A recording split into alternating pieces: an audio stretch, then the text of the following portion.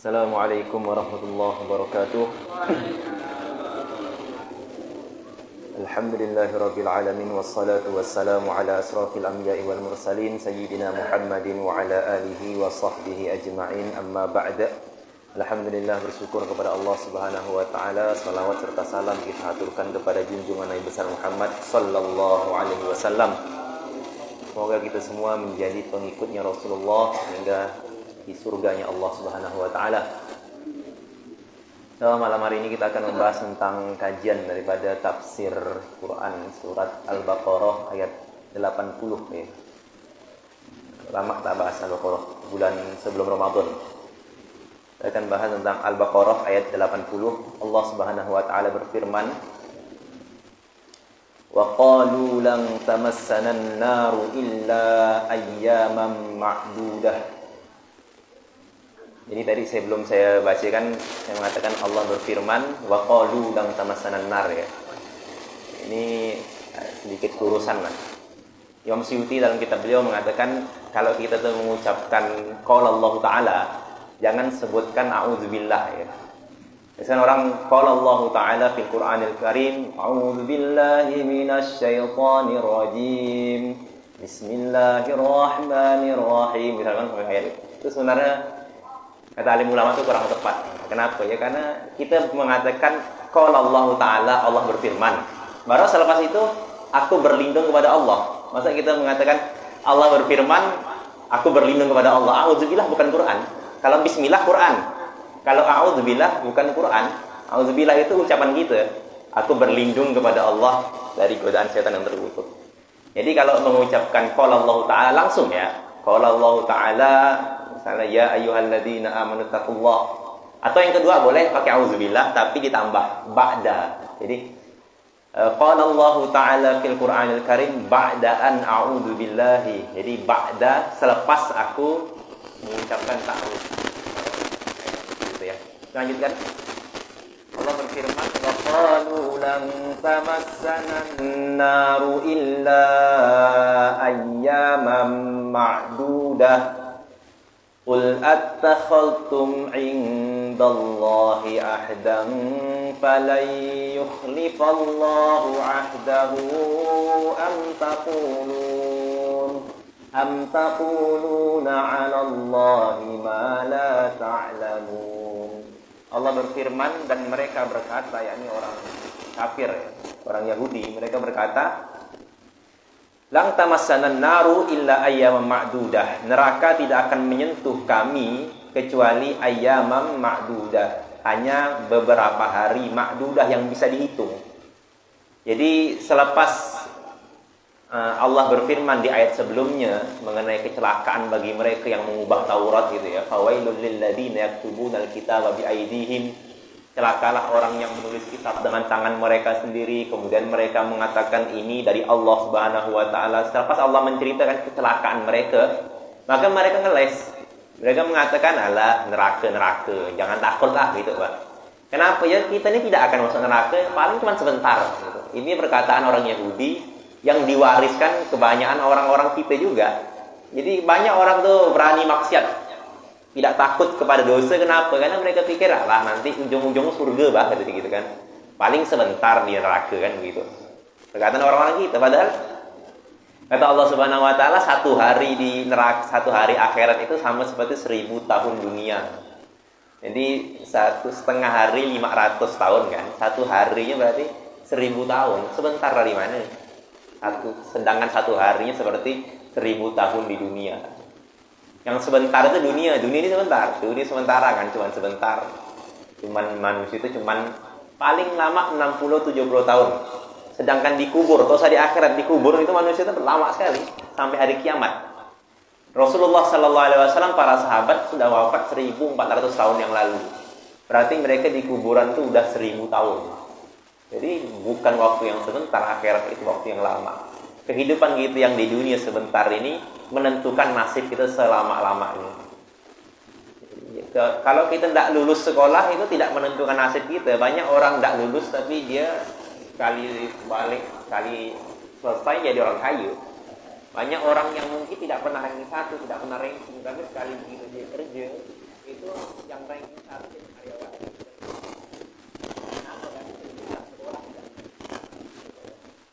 Kan tapi di dunia ini, kehidupan yang sementara di dunia ini menentukan nasib kita ini selama-lamanya. Kita jadi orang bahagia apakah orang yang susah.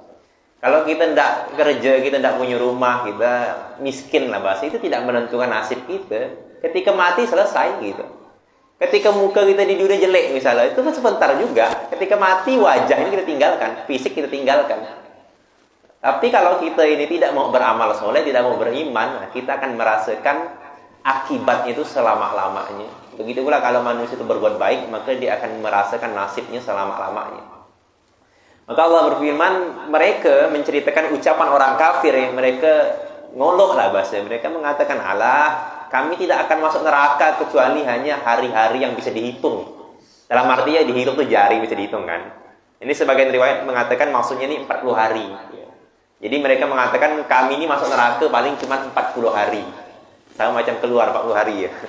Karena mereka itu pernah menyembah sapi betina itu kan, sapi buatan sendiri itu selama 40 hari. Jadi orang Yahudi itu menganggap pelanggaran mereka itu cuma 40 hari itu saja. Jadi kalau mereka masuk neraka pun ya cuma gara-gara 40 hari itu mereka menyembah sapi betina. Maka mereka mengatakan kami tidak akan masuk neraka ya paling cuma 40 hari saja gitu. Paling cuma sebentar. Nah, jadi mereka ini diantara sebab mengatakan ini karena mereka merasa orang Yahudi itu punya nasab tertinggi. Orang Yahudi itu punya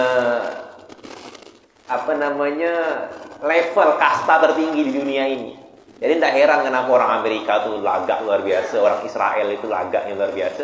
Karena orang Yahudi itu menganggap diri mereka, kasta mereka, suku mereka itu memiliki kasta yang tertinggi. Sehingga para nabi semua lahir daripada orang-orang Yahudi, gitu kan. Hingga akhirnya yang akhir zaman itu Rasulullah itu malah lahir dari orang Arab. Orang yang jahiliyah, yang tidak maju sama sekali peradabannya, tidak seperti Persia dan Romawi, tidak seperti orang-orang Yahudi. Sehingga orang Yahudi banyak tidak terima kalau Nabi Muhammad, Nabi akhir zaman itu Rasulullah. Kenapa lahir dari orang Arab kan begitu? Karena mereka menganggap kasta tertinggi. Maka orang Yahudi ini menganggap mereka ini, karena mereka ini punya nasab yang tinggi, orang Yahudi ini, maka mereka ini kalaupun masuk neraka cuma sebentar, tidak seperti orang-orang yang biasa gitu maksud mereka. Maka Allah Subhanahu wa taala berfirman, "Qul attakhadtum 'indallah." Katakanlah, apakah kalian punya janji di sisi Allah? Dengan janji fala yukhlifallahu ahdah, maka Allah tidak akan mengingkari janji itu. Ini maksudnya balas sanggahan Allah kepada mereka. Jadi Allah tuh ingin mengatakan begini maksudnya. Oke, sebenarnya mungkin benar. Kalau seandainya orang Yahudi itu masuk neraka cuman sebentar, itu bisa dibenarkan. Kalau apa? Kalau ada perjanjian. Kalau ada SK-nya seperti itu. Kalau memang ada undang-undang yang mengatakan orang Yahudi akan masuk neraka itu cuma 40 hari, ya tidak masalah. Allah tidak akan fala yukhlifallahu ahdah. Allah tidak akan mengingkari janji itu. Tapi masalahnya mana janji itu tidak ada begitu. Am taquluna 'alallahi ma la ta'lamun. Ataukah jangan-jangan kalian itu cuma mengucapkan perkataan yang kalian tidak ketahui atas nama Allah, dalam arti dusta. Jadi mereka ini mengada-ngada bilang kepada orang-orang Yahudi itu begini, Yahudi itu hebat, Yahudi itu kalau masuk neraka itu cuma 40 hari saja, saking dia ini bangsa yang tertinggi, bangsa yang hebat. Jadi dia dusta, kata Allah, am taquluna 'alallahi ma la ta'lamun. Kalian itu mengucapkan atas nama Allah perkataan yang kalian itu tidak ketahui, kalian itu bohong saja. Jadi orang Yahudi itu punya sifat suka merubah-rubah isi Taurat, suka merubah-rubah perjanjian, kan? Ketika Allah mengatakan wa qulu hittatun naghfir lakum khotoyakum fasanazidul muhsinin. Ketika Allah mengatakan kalau kalian masuk ke Mesir nanti ucapkanlah hittatun naghfir lakum, ya Allah ampunilah dosa-dosa kami ya Allah, kami akan berbuat kebaikan. Tapi pas mereka masuk ke Mesir, mereka malah mengatakan hintotun, ya Allah kasih kami tepung, katanya. Kasih kami makanan. Jadi mereka ini suka mengubah-ubah perkataan. Di antaranya yang mereka rubah ini seperti ini. Makanya di ayat sebelumnya juga Allah jelaskan, fawailul lil ladzina yaktubuna al-kitaba bi aydihim. Celakalah orang yang mereka itu menulis kitab dengan tangan mereka. Taurat yang ada sekarang sudah dirubah oleh orang Yahudi, begitu pula Injil yang sekarang sudah dirubah-rubah oleh orang Yahudi. Apa yang dirubah? Yang tak sesuai dengan mereka akan mereka rubah. Yang sesuai dengan mereka biarkan, yang tak sesuai dengan mereka akan mereka rubah. Karena itulah datang Al-Quran. Kenapa? Untuk merevisi daripada isi Taurat, Injil yang dirubah oleh orang kafir. Dan Quran ini Allah janji Allah akan jaga sampai hari kiamat. Nahnu nazzalna, kami menurunkan Quran, wa inna lahu lahafizun, dan kami yang akan menjaga Quran itu. Jadi bedanya Quran sama kitab lain itu apa? Kalau Quran itu mukjizatnya abadi sampai hari kiamat. Tidak akan ada orang yang bisa merubah Quran di dunia ini. Udah banyak usaha orang yang ingin merubah Quran ini, tidak ada yang bisa. Di antaranya karena adanya alim ulama dan orang-orang yang hafal Quran, sehingga tidak ada satupun yang bisa merubah Quran. Dan ini termasuk mukjizat Quran. Kenapa ya? Karena kalau umat Islam itu ternyata sedikit ya, hanya di Arab saja. Misalnya generasi Islam itu punah, hanya sedikit saja seperti agama-agama yang minoritas misalkan. Maka Quran itu akan mudah sekali dirubah. Tapi kenyataannya apa? Generasi per generasi, serusak-rusaknya zaman, tidak pernah hilang namanya orang yang hafal Quran, tidak pernah hilang namanya orang yang alim, orang yang ahli dengan Quran. Jadi ini termasuk mukjizat daripada Allah. Maksudnya Quran itu akan Allah jaga. Di antara cara Allah menjaganya adalah Allah menurunkan orang-orang yang menjaga Al-Quran itu sendiri. Maka orang yang menjaga Quran itu kayaknya orang yang dapat warisan daripada Rasulullah, orang yang ditugasi oleh Allah untuk menjaga Al-Quran. Dan kita semua di sini punya tugas juga menjaga Quran. Di antara menjaga itu tidak mesti cuma hafalan. Menjaga Quran tidak mesti dengan hafalan, tapi juga menjaga makna Al-Quran. Di antaranya itu mengamalkan isi Al-Quran, gitu kan. Kemudian Allah juga berfirman, bala man kasaba sayyi'atan wa ahatat bihi khati'ah. Bukan demikian, barang siapa mangkasaba sayyi'atan, barang siapa yang berbuat keburukan, wa ahatat bihi khati'atuhu, dan keburukan itu menyelimuti dirinya, faulaika ashabun nar hum fiha khalidun, maka mereka adalah penghuni neraka dan mereka kekal di dalamnya. Wallazina amanu wa amilus shalihat, dan orang-orang yang beriman dan dia mengerjakan amal-amal yang soleh, ulaika ashabul jannah, merekalah orang yang akan masuk surga, mereka ahli surga, hum fiha khalidun, mereka kekal di dalamnya. Jadi tadi kita membahas tentang bagaimana Allah menyanggah perkataan orang Yahudi. Oke lah, kita bisa masuk neraka cuma sebentar, tapi harus ada dong undang-undangnya. Maksudnya peraturannya dari mana? Mana tunjukkan Taurat atau Injil yang mengatakan orang Yahudi masuk neraka cuma sebentar? Tidak ada. Yang ada janji Allah itu apa? Kalau dia beriman dan beramal soleh, maka dia masuk surga, dia bahagia selama-lamanya. Kalau dia berbuat keburukan, maka dia masuk neraka selama-lamanya. Itu janji Allah yang abadi, baik di Taurat, di Injil, dan kepada kita semua yang ada di muka bumi ini. Dan Allah tidak akan mengingkari janjinya. Kalau kita benar-benar beriman, beramal soleh, Allah pasti masukkan kita ke dalam surga. Itu janji Allah. Jadi tidak ada ceritanya orang yang beriman, beramal soleh, lalu dia masuk neraka, atau ada orang yang dia ini jahat tapi masuk surga misalnya. Tidak ada. Yang ada semuanya pasti ada proses. Misalnya begini, kita pernah dengar kisah bagaimana seorang wanita itu yang dia wanita pelacur ya. Kemudian dia ketemu anjing, lalu dia ngasih minum, turun ke sumur dengan kaos kaki dia, dengan sepatu kulit dia. Dia turunkan ke sumur, dia ngasih minum anjing tersebut. Gara-gara itu dia masuk ke dalam surga. Sebenarnya prosesnya tidak begitu. Bukan masa dia pelacur mati masuk surga, kan tidak mungkin. Tapi apa? Kata Rasulullah, maka Allah ngasih dia petunjuk sehingga dia bertobat kepada Allah, dia beramal soleh, lalu dia menjadi orang baik, mati husnul khotimah, begitu. Nah, jadi jangan mimpi kita tidak mau beramal, tidak mau baca Quran, tidak mau berzikir, lalu mati masuk surga. Tidak usah bermimpi seperti itu. Makanya Rasulullah ketika ada sahabat yang bertanya, mengatakannya, Nabi Allah, aku ini ingin berkumpul kembali dengan engkau di surga, maka doakanlah aku ini agar aku ini bisa masuk surga. Apa kata Rasulullah? Bantulah aku. Kalau gitu, aku akan bantu kamu. Tapi kamu bantu aku dengan kasrotis sujud. Perbanyak bersujud kepada Allah. Jangan cuma minta doa saja gitu, tapi kenyataannya tidak mau beramal. Nah, maka kalau pengen masuk surga, ya kita harus usaha. Usahanya bagaimana? Dengan amalan gitu kan. Nah, maka janji Allah yang ada seperti ini. Orang yang berbuat keburukan, kemudian wa ahatat bihi khati'atu, keburukan itu menyelimuti dirinya, merekalah ahli neraka dan mereka kekal di dalamnya. Ayat ini dijadikan dalil oleh orang Khawarij. bahwasanya orang Islam yang dia itu pendosa, meninggalkan sholat misalnya, atau dia mencuri, macam-macam lah, membuat keburukan, dia orang fasik ya, lalu dia mati, maka dia masuk neraka selama-lamanya. Jadi ini ngeri sekali. Ini aliran Khawarij, ya, aliran sesat tadi ya. Jadi mereka mengatakan, dari Quran ini kita mendengar kata mereka kan, orang yang berbuat keburukan, ulaika ashabun nar, mereka penghuni neraka, hum fiha khalidun, mereka di neraka selama-lamanya. Jadi kalau orang tidak sholat tuh masuk neraka selama-lamanya, kata orang Khawarij ya.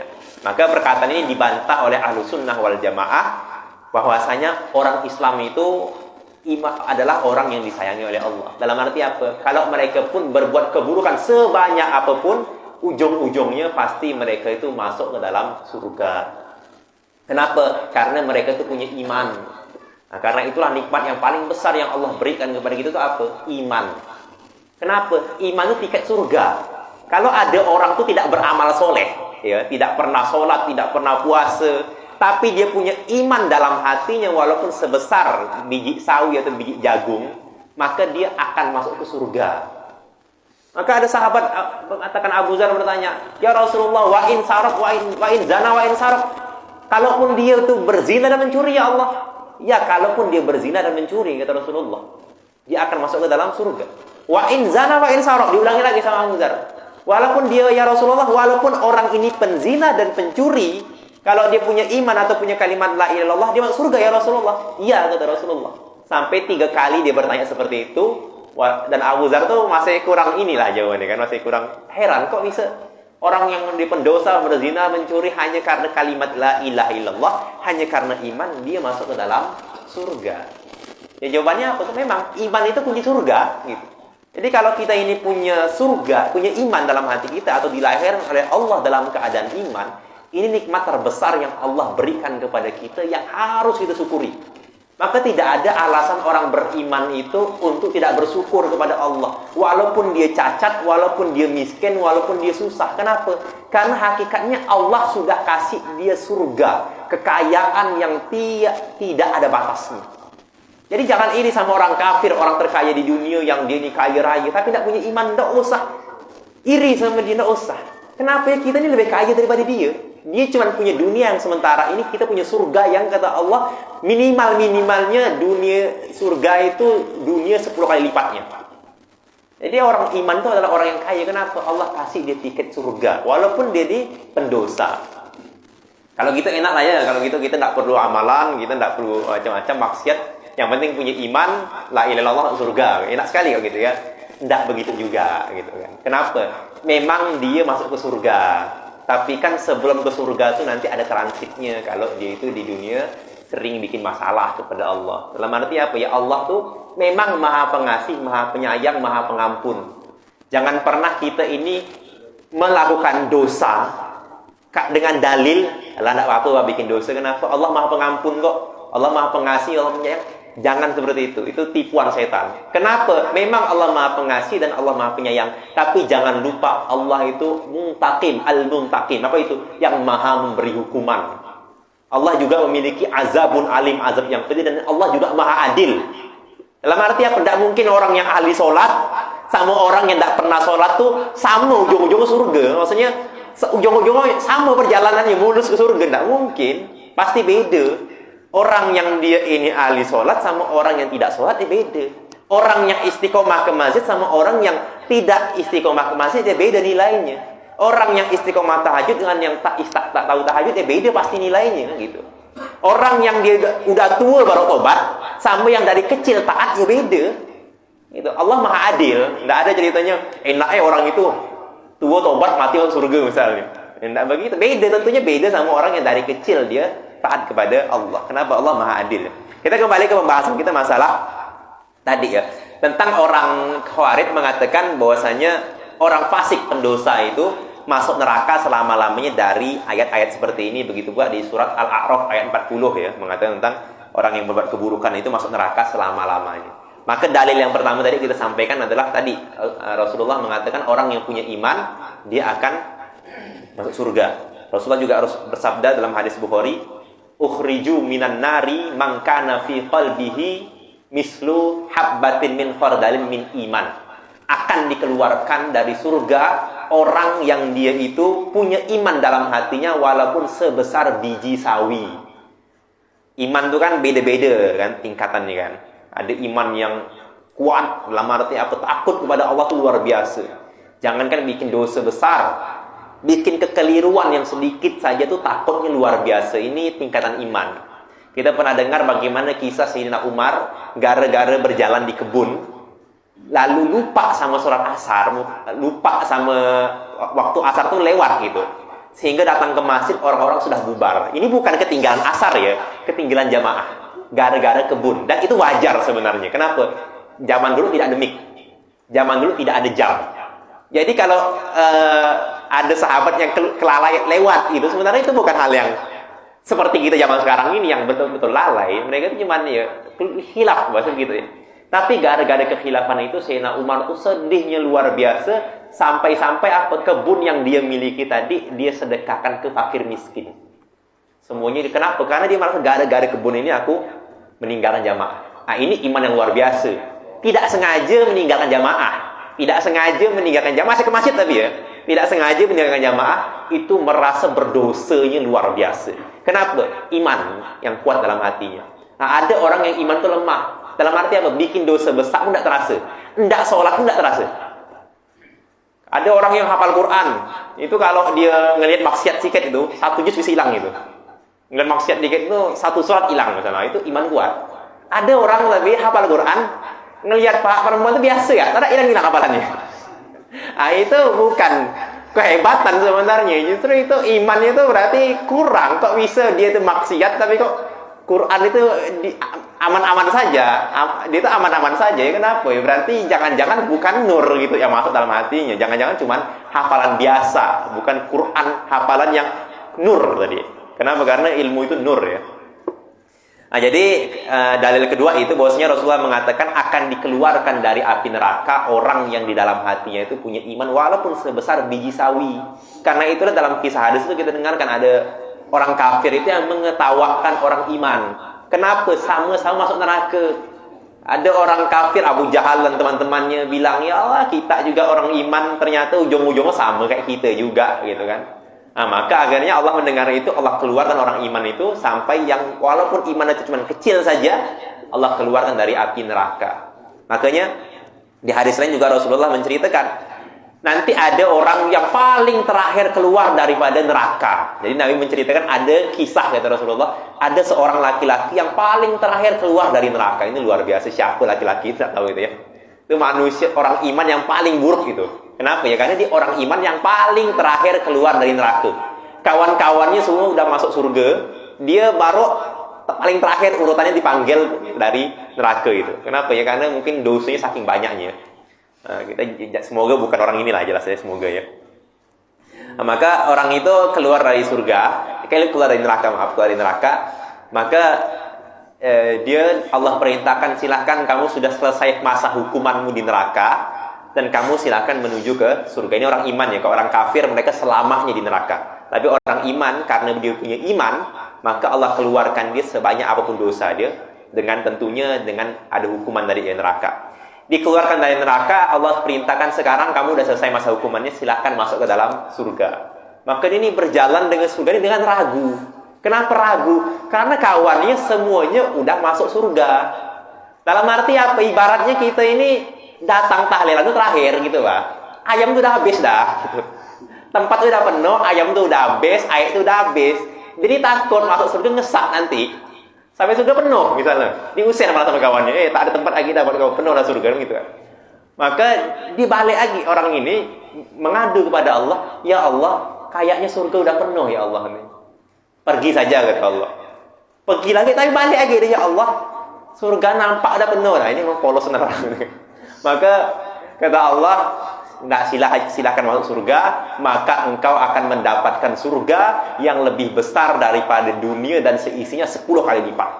Jadi buat dia seorang itu yang paling terakhir tadi ya. Bayangkan kalau yang dia itu nanti yang paling pertama surga kan, orang-orang hebat yang awal-awal masuk surga. Ini orang yang terakhir saja kata Allah, silahkan surgamu itu dunia seisinya 10 kali lipatnya besarnya. Jadi sangat besar sekali. Maka kata dia, ya Allah, Aku ini diolok-olok apa gitu. Maka Rasulullah tuh menceritakan itu sambil ketawa sampai nampak gigi geraham beliau. Nah, ini pelajaran bahwasanya orang iman itu akan masuk surga walaupun dia ini dosanya sebesar apapun, dia tidak akan kekal di neraka. Yang kekal di neraka itu apa? Orang kafir. Nah, karena itulah dakwah yang paling penting itu dakwah mengajak orang kepada iman ya. Kalau ada saudara kita atau siapa yang bisa kita kenal, ajak mereka ke dalam iman, ajak mereka syahadat. Kenapa? Karena inti itu syahadat itu penting sekali. Inti itu iman itu. Karena kalau dia iman dia selamat, kalau dia tak beriman tak selamat. Allah juga mengatakan dalam ayat setelah pasnya walladzina amanu, dan orang yang beriman, wa amilus shalihat, dan orang yang dia ini mengerjakan amal-amal kebaikan, maka mereka adalah penghuni surga, hum fiha khalidun, dan mereka akan kekal di dalam surga selama-lamanya. Syaratnya apa? Mereka pertama beriman kepada Allah, wa amilus shalihat, dan mereka mengerjakan amal-amal kebaikan. Dan amal kebaikan itu adalah cabang daripada iman. Dalam arti apa? Amal kebaikan itu ya bagian daripada iman. Kalau orang punya iman, dia pasti bisa beramal soleh. Kalau orang tidak punya iman, dia tak akan bisa beramal soleh. Jadi yang menggerakkan orang itu ya iman. Karena itulah Rasulullah bercerita, la yazni azani, tidak akan berzina orang yang dia itu penzina wa huwa mu'min, sedangkan dia beriman. La yasrik as-sarik wa huwa mu'min, la yasrik as-sarik hina yasrik wa huwa mu'min. Tidak akan mencuri para pencuri ketika dia mencuri dalam keadaan iman. Begitu pula para penzina, la yazni azani hina yazni wa huwa mu'min, tidaklah akan berzina para penzina ketika berzina dalam keadaan iman. Maksudnya apa? Kalau ada orang yang mencuri, maka dalam ketika dia mencuri itu hakikatnya imannya sedang dicabut gitu. Begitu pula ada orang yang berzina, ketika dia berzina iman itu lagi dicabut, makanya dia berani mencuri, berani berzina. Kenapa? Karena imannya lagi hilang begitu. Karena perbuatan dosa itu perbuatan orang kafir. Kalaulah manusia ya, manusia itu ketika tidak ada orang yang berani mencuri terang-terangan gitu. Kita ada duduk di teras masjid, lalu motor kita, dia tahu motor kita dicuri sama dia. Tidak akan ada orang sebodoh itu kan begitu. Kenapa? Karena dia tahu ada yang melihat dia. Nah, hari ini manusia kan tahu ada yang melihat dia. Allah selalu mengawasi dia lebih dari pengawasan manusia. Kalau manusia mengawasi, walaupun ketahuan masih bisa lari. Tapi kalau Allah yang mengawasi tidak akan bisa lari. Tapi pertanyaannya, kenapa orang masih berani mencuri, masih berani berzina, masih berani meninggalkan sholat? Kenapa? Karena dia tidak merasa ada Allah. Kenapa? Karena dia tidak ada iman tadi. Nah, karena itu amal soleh itu cabangan daripada iman. Janji Allah kalau dia beriman dan beramal soleh, maka mereka ini akan masuk ke dalam surga selama-lamanya. Kemudian Allah berfirman dalam Quran surah Al-Baqarah ayat 83, wa id akhadna mitsaqa bani Israila la ta'buduna illallah wa bil walidaini ihsana wa dzil qurba wal yatama wal masakin wa qulu lin nasi husnan wa aqimus shalah وَأَقِيمُوا الصَّلَاةَ وَآتُوا الزَّكَاةَ ثُمَّ تَوَلَّيْتُمْ إِلَّا قَلِيلًا مِنْكُمْ وَأَنْتُمْ مُعْرِضُونَ. Tikus saya pun kaget. Tikus bahasa Arabnya itu Fuwaisiqah. Fuwaisiqah itu bentuk aslinya fasiqah ya. Dikecilkan jadi fuwaisiqah itu maksudnya disogirkan jadi tikus itu bahasa Arabnya fasiqah. Fasiqah itu sama kayak orang fasik. Kalau fasik itu laki-laki, kalau fasiqah muannas perempuannya. Jadi tikus pun Nabi katakan orang buruk ya. Tikus pun Nabi katakan fasiqah, orang buruk gitu, binatang yang buruk gitu. Kenapa? Zaman Nabi itu sering ngaco tikus itu. Makanya kata Rasulullah, kalau di malam hari tutup pintu, tutup wadah, kata Nabi. Jadi kalau sudah masuk malam hari, matikan lampu, tutup pintu, tutup wadah. Di antaranya apa? Biar tidak diganggu oleh fuwaisiqah. Biar tidak diganggu oleh tikus. Zaman Nabi tikus pun suka ganggu. Begitu pula cicak. Cicak ini disundahkan bunuh cicak. Kenapa? Pernah ganggu Nabi Ibrahim. Lanjutkan. Kemudian wa'id akhadna, dan tatkala kami mengambil perjanjian mitsaqa Bani Israil kepada Bani Israil ya, di zaman Bani Israil ya, zaman dulu Nabi Musa, Bani Israel dan para nabi yang lain yang hidup di masa Bani Israel, maka Allah mengambil perjanjian kepada Bani Israel. Kalian kalau di dunia, la ta'buduna illallah. Jangan sekali-kali menyembah kecuali hanya kepada Allah. Jadi Allah itu Esa, itu seluruh ajaran agama mengatakan Allah itu Esa. Itu sudah sepakat ke seluruh agama. Makanya dalam Pancasila, ketuhanan yang Maha Esa. Walaupun agama kita ini banyak di Indonesia, tapi Pancasila yang pertama adalah ketuhanan yang Maha Esa. Kenapa? Karena sebenarnya agama itu semuanya sepakat, Tuhan itu Maha Esa. Baik di Injil, baik di Taurat, yang sekarang sekalipun, itu sebenarnya ada tulisan Allah itu Esa, Allah tunggal. Hanya saja mereka itu kreatif gitu, buat Tuhan. Ditambah lagi Tuhan anak misalnya, ada lagi Tuhan yang menjelma di dalam tubuh dewa dewi kan gitu. Itu makanya itu yang pesan Allah yang dilanggar oleh Bani Israel itu apa? La ta'buduna illallah. Makanya di saat ini kalau kita pikir secara logika, agama mana yang benar-benar menuhankan Allah dengan Esa? Agama mana yang benar-benar menyucikan Allah, menganggap Allah itu mulia, menganggap Allah itu Maha Esa? Agama mana? Hanya Islam di muka bumi ini. Separah apapun dosa orang ya, separah apapun kesalahan orang kepada istri atau istri kepada suami itu masih bisa dimaafkan. Perkelahian antara suami istri ya masih bisa dimaafkan. Perkelahian antara orang yang saling mencintai itu masih bisa dimaafkan, kecuali apa? Kalau udah selingkuh, kalau udah ada orang ketiga itu susah sekali itu. Kenapa? Karena cinta tuh hati ini hanya milik satu orang. Kalaulah cinta kepada makhluk itu, Allah ingin menunjukkan kepada kita bagaimana rasanya diselingkuhi gitu. Bagaimana rasanya kalian itu diselingkuhi? Dengan kita ini punya cinta, lalu kalian diselingkuhi rasanya bagaimana? Sakit orang itu. Padahal kalau kita pikir apa sih gitu, Pak. Tapi memang seperti itu, hati itu cemburu seperti itu manusia. Maka Allah mengajarkan kepada kita, kalau cinta kalian kepada makhluk saja, sesama makhluk seperti itu kalian rasakan sakitnya diselingkuhi, maka apalagi cinta kepada Allah yang Allah tidak bisa dibandingkan. Kita perempuan, kita menikahi seorang perempuan lalu selingkuh.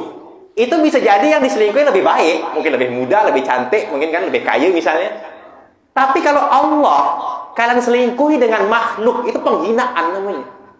Kalaulah seorang istri diselingkuhi saja yang mungkin lebih baik yang diselingkuhi itu, yang orang ketiganya. Itu saja manusia sakit hati luar biasa. Nah, ini Allah Subhanahu wa Ta'ala yang maha suci, maha tinggi, maha besar, maha segala-galanya, diselingkuhi ya, dalam arti disekutukan dengan sekutu yang patung atau manusia sekutunya, kan penghinaan bagi Allah seperti itu. Makanya kan tidak bisa kita mengatakan orang kafir itu baik gitu, Pak.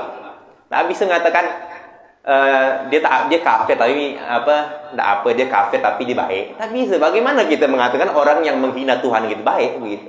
Ada orang yang menghina orang tua kita, yang menyakiti hati orang tua kita marah. Ada orang mungkin selingkuh sama ibu dia akan marah kepada pelakor itu bahkan gitu kan. Nah, ini Allah disekutukan begitu. Nah, maka tadi kita bahas kesalahan seperti apapun antara pasangan itu bisa dimaafkan kalau kecuali kesalahan selingkuh ya.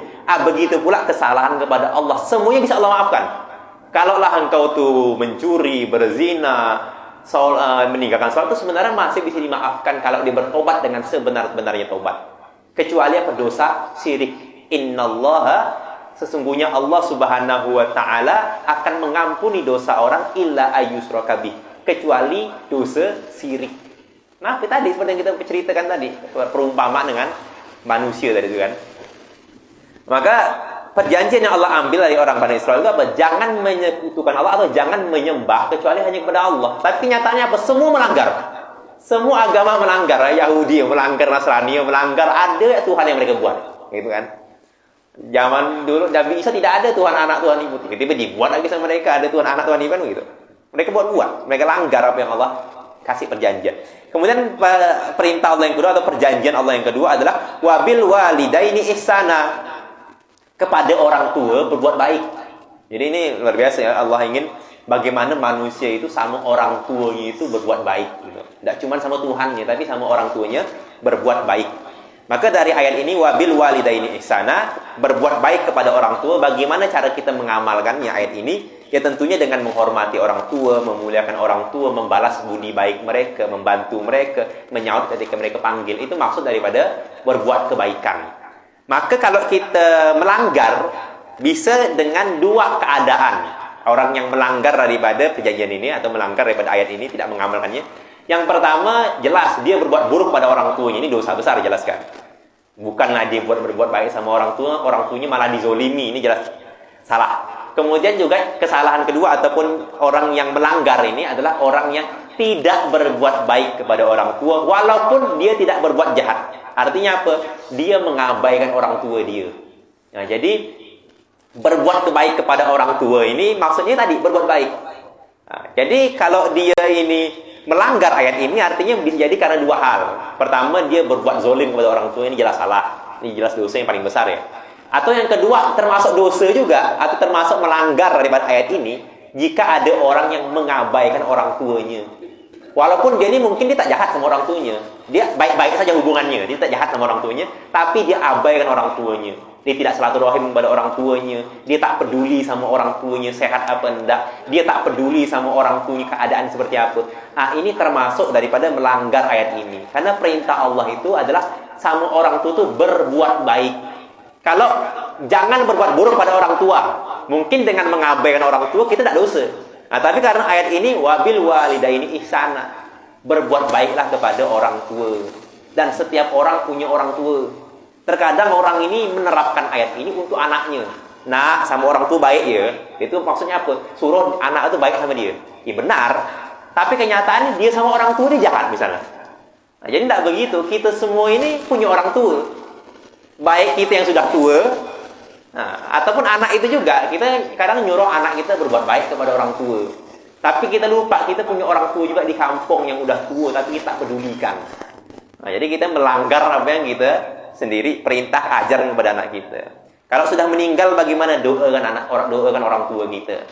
Karena amalan orang tua yang bisa sampai membantu orang tuanya dikubur, menyenangkan hati orang tuanya adalah kalau punya anak yang soleh yang bisa mendoakan dia. Ini amal jariah untuk orang tua.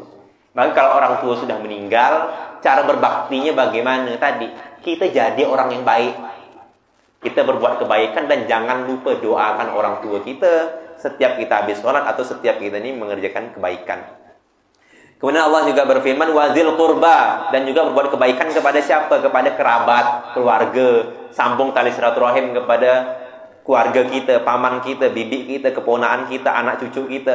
Kemudian wal yatama, berbuat kebaikan kepada orang yatim. Orang yatim juga tanggung jawab kita.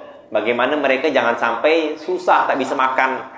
Wal masakin, dan orang-orang miskin. Jadi seperti tadi yang kita bahas, walaupun kita tidak berbuat keburukan pada orang yatim dan orang miskin, tapi kalau kita tidak berbuat kebaikan, kita salah juga gitu. Kenapa ya? Karena berbuat kebaikan itu harus peduli gitu. Jadi kalau kita tak pernah peduli sama orang yatim dan miskin yang ada di dekat kita, ya kita kena tuntut juga di hari kiamat seperti ini ya. Wa qulu lin-nasi husna, dan berkatalah kepada manusia dengan perkataan yang baik. Jadi ngomong diperbaiki, jangan menyakiti hati orang. Termasuk perkataan yang baik kata alim ulama adalah amar ma'ruf nahi mungkar.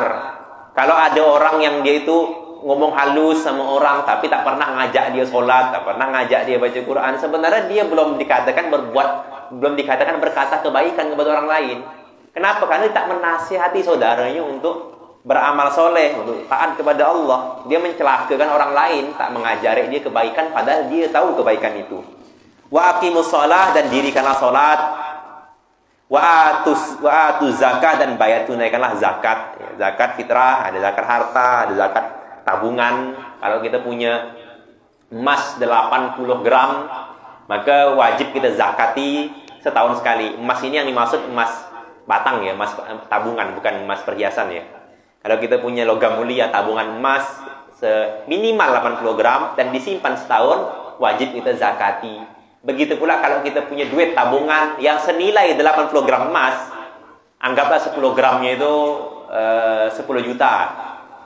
Sebenarnya tidak nyampe sih, cuman kenapalah 10 juta. Berarti 80 gram itu 80 juta. Kalau kita punya tabungan 80 juta itu kita wajib zakat loh itu. Namanya zakat mal. Ya. Karena duit itu hakikatnya adalah emas yang kita simpan di bank. Summa tawallaitum, kemudian kalian malah berpaling. Malah diperintahkan itu, dikasih perjanjian oleh Allah untuk berbuat baik, zakat, sholat, jangan sekutukan Allah, berbuat baik pada orang tua. Tapi kalian malah berpaling, orang Yahudi itu. Jadi inilah kenapa orang Yahudi sedikit sekali yang baik. Kenapa? Ya kan memang sudah divonis oleh Allah orang Yahudi itu durhaka. Tapi kata Allah tidak semuanya, tidak semua Yahudi buruk. Illa qalilan minkum, kecuali sedikit di antara kalian. Ada juga orang Yahudi yang dia itu baik gitu. Kenapa? Qalilan minkum, sedikit di antara kalian. Kemudian berpalinglah kalian semua kecuali sebagian kecil di antara kalian wa antum mu'ridun. Sedangkan kalian yang tadi tuh yang kebanyakan itu malah jadi pembangkang. Dan Nabi pun punya istri orang Yahudi, Sofiyah binti Huyai, itu orang Yahudi. Jadi orang Yahudi tidak selamanya buruk, ada juga orang Yahudi yang baik. Kalau ada pertanyaan sampai sini?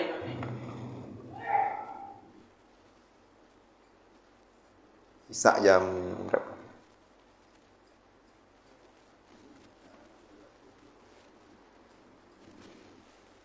Ada pertanyaan mungkin? Seputar tafsir atau lain sebagainya, Kiki? Ada pertanyaan? Ada ya, insyaallah ya. Semoga apa yang kita pelajari tadi, kita pahami, bisa memahamkan kita dan bisa membuat kita ini mengamalkan Al-Quran. Karena Al-Quran itu haknya bukan cuma untuk dibaca, tapi dipahami isinya dan juga diamalkan apa yang ada di dalamnya. Kalau kita rajin baca Quran, tapi tidak paham isi Quran itu, ya masih salah juga. Kita rajin baca Quran dan paham isinya, tapi tidak mengamalkan isinya, maka salah juga. Nah, maka kita belajar baca Quran, pahami isinya, cari cara bagaimana mengamalkannya. Itulah sifat para sahabat yang mereka lakukan. Apa itu? Mempelajari satu ayat dan berusaha bagaimana cara mengamalkan ayat ini, bagaimana cara mengamalkan ayat ini. Itu yang dilakukan oleh para sahabat. Semoga kita semua termasuk orang yang menjaga, mengamalkan dan memahami isi Al-Quran, sehingga di hari kiamat kita mendapatkan syafaat dari Al-Quran. Amin ya rabbal alamin. Al-Fatihah. A'udzubillahi minasyaitonirrajim. Bismillahirrahmanirrahim. Alhamdulillahirabbil alamin. Arrahmanirrahim. Maliki yaumiddin. Iyyaka na'budu wa iyyaka nasta'in. Ihdinas siratal mustaqim. Siratal ladzina an'amta 'alaihim. Subhanallah bihamdihi, subhanakallahumma wa bihamdika, asyhadu an la ilaha illa anta, astaghfiruka wa atubu ilaik. Assalamualaikum warahmatullahi wabarakatuh.